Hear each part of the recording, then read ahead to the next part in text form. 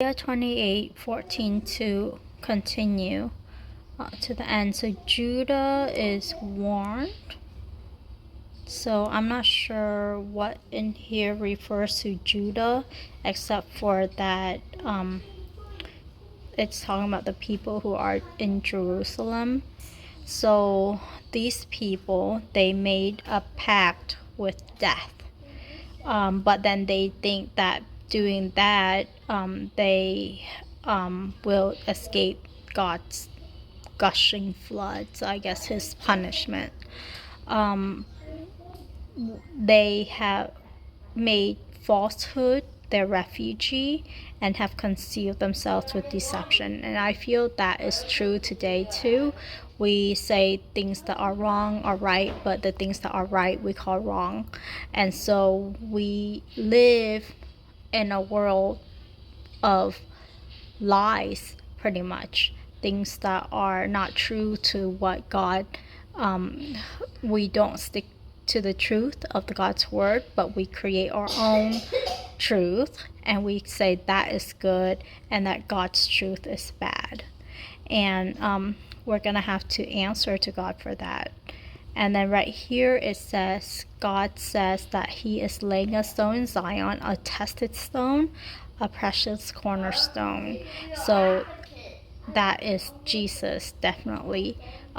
He is tested by God. He is the one that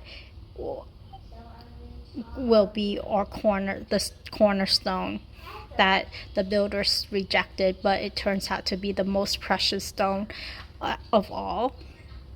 And then so God will measure us with justice and righteousness, but we can't come to God in our own righteousness. We have to come to God in his righteousness that he give us through faith in Jesus Christ. And then basically he's saying that the gushing, the Jerusalemites, the Israelites, the Jerusalem people's covenant with death will be canceled, and that it will cause them terror.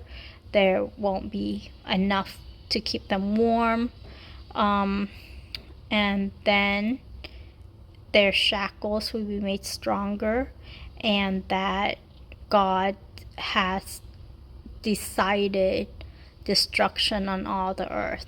And God wrote about that. However, God provide us a way of escape through our faith in him, and believers will not be destroyed, but he will protect his people.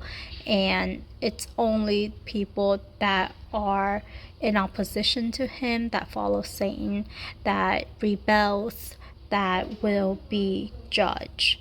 But the earth will be destroyed. There will be a new heaven and a new earth. So all things that are created will pass away. And then it says right here, verse 24, does the farmer plow continually to plant seed? No. There is a time that he plow, and there will be a time that he will plant the seed. Does he continually turn and break up his ground? No. There will be a time that the ground remains the same, so that the seed can be planted and grow. And then it talks about how God teaches the farmer to not thresh dill with a threshing sledge or cartwheel driven over cumin, so on and so forth. And then it says that indeed he does not continue to thresh it forever also. So there is a fixed period of time for everything. And that part I kind of not understand, so I tried to look it up in the study Bible, and somehow Pastor Jeremiah says that it's that these verses are a word of comfort. God is like a plowman who had to crush his crop to get the desired result. I did not understand that from reading it. Cumin is an aromatic herb that had to be beaten out with a stick, not threshed, because the seeds were so small.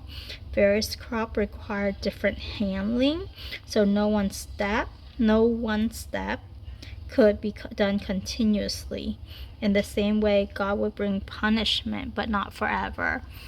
It felt like I didn't understand that the threshing was referring to the punishment, but because this whole thing is about that God will, God decided the destruction on all the earth, and that there is punishment coming for people that made a pact with Sheol, with death, then it kind of makes sense. I just didn't really understand it until I read the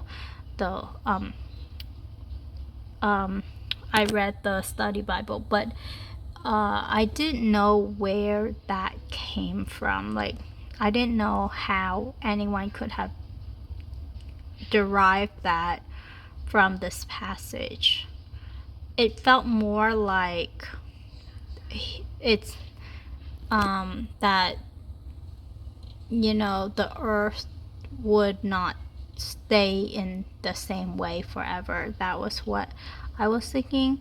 But I mean, the commentary does have a point that God works in different way, handling different kind of like crop differently.